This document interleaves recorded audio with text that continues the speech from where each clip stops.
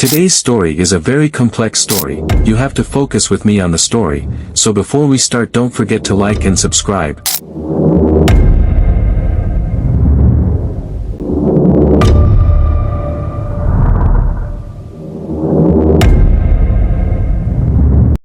The story begins with Alyssa Tierney and Michael Tierney. Born on April 3, 1984, Alyssa Marie Tierney led a seemingly ordinary life. She was raised in a blended family by Michael Tierney, her stepfather, who adopted her when her mother died of lung cancer.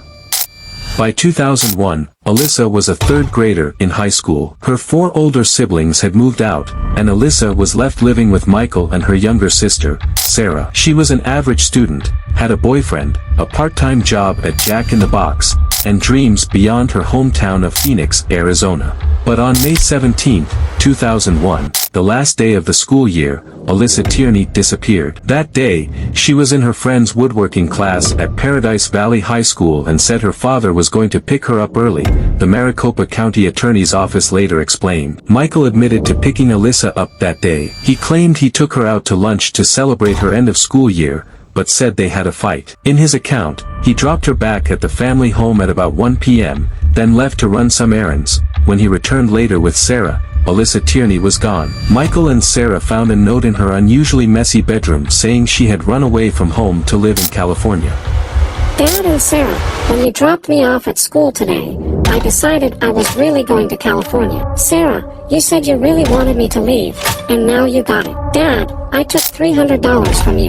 That's why I saved my money. But Sarah, who was just 12 at the time, didn't think much of it. I wasn't worried, she told People. I thought she was going to come back. I don't think the idea of her being gone forever ever crossed my mind. California was a beautiful dream that a lot of people here wanted to have. She even wanted a white Jeep. Most. It seemed like a clear case of a teenage runaway. Police determined there was no foul play, and even Alyssa's stepson, John, who knew Alyssa was afraid of Michael, accepted that she may have run away from home after a fight with him. She told me she was scared of our dad and wanted to leave, James told Dateline. I told her she could come stay with me. When I found out she was missing, we were 100% sure she had run away. She got away from him and that's what she wanted. Strangely, though, James added, she didn't come to me, or to her aunt's house in California. She had so many options to go to, but she just disappeared. No one asked any more questions about Alyssa Tierney for 7 years. But when a killer named Thomas Heimer falsely confessed to killing Alyssa in 2006,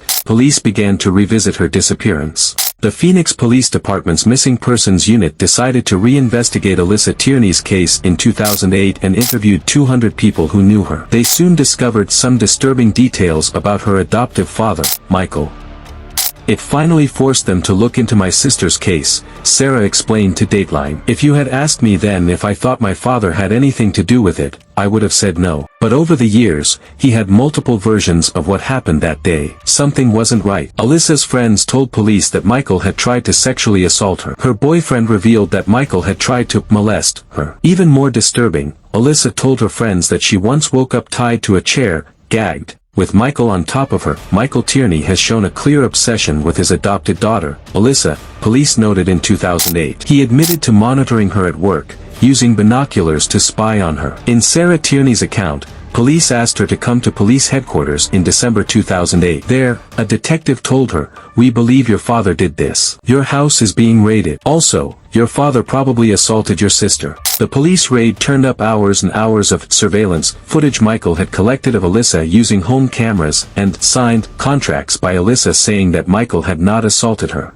But it also turned up something else: 30 improvised explosive devices, 19 large-caliber assault rifles, 2 homemade silencers, and a 98-page manifesto titled Diary of a Mad Martyr. In the manifesto, Michael wrote about his desire to attack the International Union of Electrical Workers, who he claimed kidnapped and killed Alyssa. He later went to prison in 2010 for bomb possession, not for Alyssa Tierney's disappearance. Sarah, frustrated and heartbroken, was told that the best way to keep her sister's case alive was to build a social media following. So she did. Around the time Michael Tierney was released from prison in 2017, Sarah created Facebook, Instagram, and Twitter accounts dedicated to Alyssa Tierney's case. She also started a podcast called Voices for Justice about Alyssa's case. In April 2020, Sarah also started a TikTok account, and quickly built a fan base of hundreds of thousands. She has more than 1 million followers on TikTok alone. TikTok has exploded, Sarah told Phoenix New Times. It's very weird, but it's very effective. I'm just trying to use the TikTok algorithms to spread the word. I use a common concept or sound and try to apply it to Alyssa's case. In one video, Sarah dances to Ace of Bases, the sign under the text.